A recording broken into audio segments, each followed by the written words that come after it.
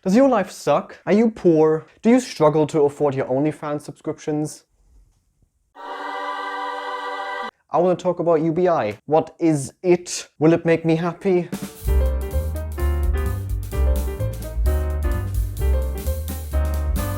UBI, or Universal Basic Income, is the idea of the government throwing money at its citizens. However, here, every citizen gets the same amount added to their income. The numbers for how much usually float around $1,000 or 1,000 euros, so enough to be over the poverty line in most Western countries.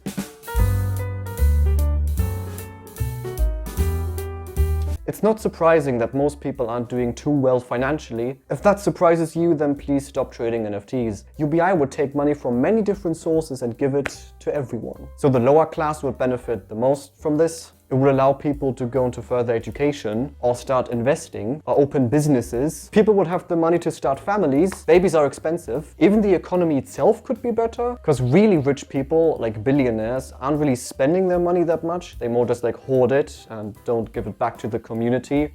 Like me, give me money. It'd be better if we all had more money, so we could all like spend more, consume more. And of course automation, no. Okay. No, automation, just no. And of course, automation is a thing that's on the horizon.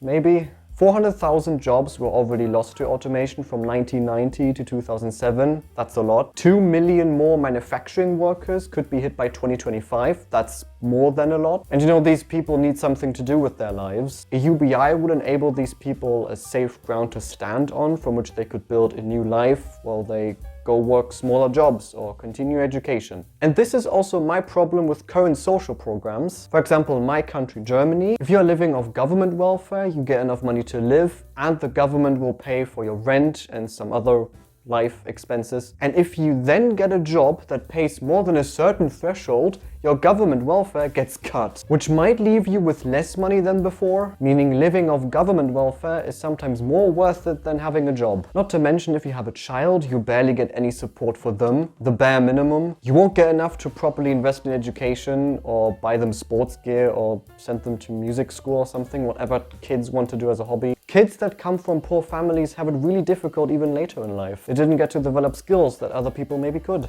With a UBI, you would always have this unbreakable minimum to stand on, meaning if you get a job, you will always get more money. Someone's filling up their glass with water. Sounds amazing, but what would economics be without some downsides? The most discussed issues are the cost, inflation, and will people stop working? Let's have a fucking look.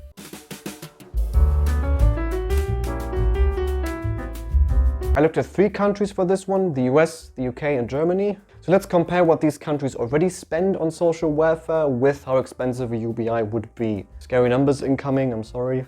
The US spends $4.74 trillion on social welfare, the UK $695.5 billion, and Germany $1.068 trillion. Now if we simply calculate a UBI by taking all of its people, no. You take the people and throw them away. Now if we just calculate a UBI by taking all the adult population and multiplying that by 12k a year, then we get these scary numbers? God no. So for all these countries, a UBI would actually fit into their current spending? But damn. And this is also how most articles I found calculate a UBI. Pretty lazy, fucking bitches. And then they conclude it's way too expensive to ever implement, and then they crush it and throw it into the bin like the bitch it is. However, I found a study stating that the cost is actually much lower because we'll be paying it via taxes on really rich bitches, aka the billionaires I mentioned earlier, the ones that keep hoarding our wealth. And because gross cost isn't the same as net cost, here's the article. Get ready to read.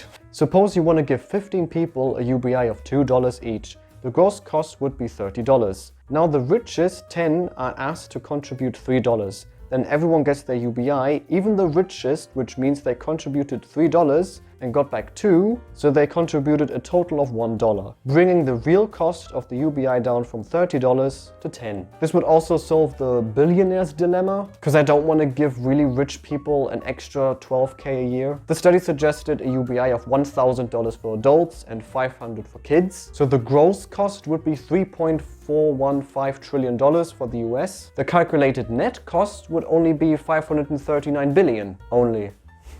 It also suggests that the net to gross ratio would be quite similar for other countries. So I'll just imply for Germany and the UK, because I can't be bothered to calculate everything. So for Germany it would be $133.3 billion, and for the UK $103 billion.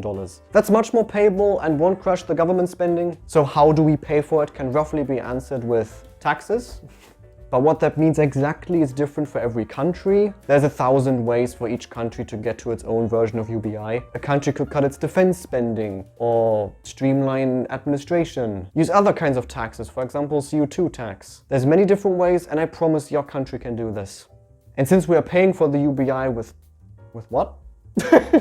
And since we're paying for the UBI with tax money and not printing more money, that brings me to the next problem.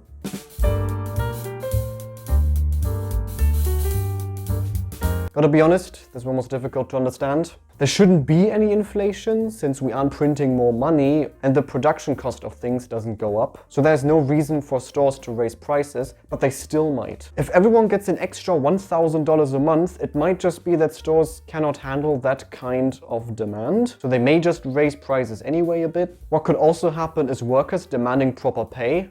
How terrible. The cost of what? I'm about to shit into my hand. I don't know what that would do, but it would be funny.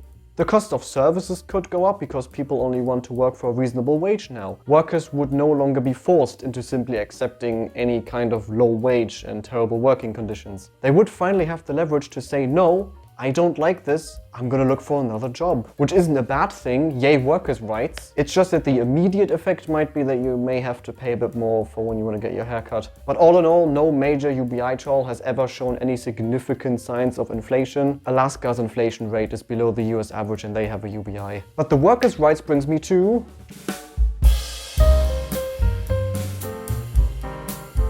Short answer, yes. Long answer, yes, maybe more, maybe less. This Dutch study from 2018 that compared different kinds of welfare against each other had one group that was exempt from finding and simply accepting any kind of work. Instead, they could just keep the welfare money and live. And there was a small spike towards the end of the experiment. People got jobs, but the researchers did mention their low confidence, not self-confidence, as in the findings, saying the study should have gone on for longer. Finland also had a study in 2018. People were given 560 euros in welfare and unemployed people worked more. They got jobs. All in all, UBI doesn't lead to massive unemployment. People who did leave their jobs in other UBI trials did so mostly because they wanted to take care of their family, or continue education, or get a better job. People don't want to live off a measly $1,000 a month and call that life.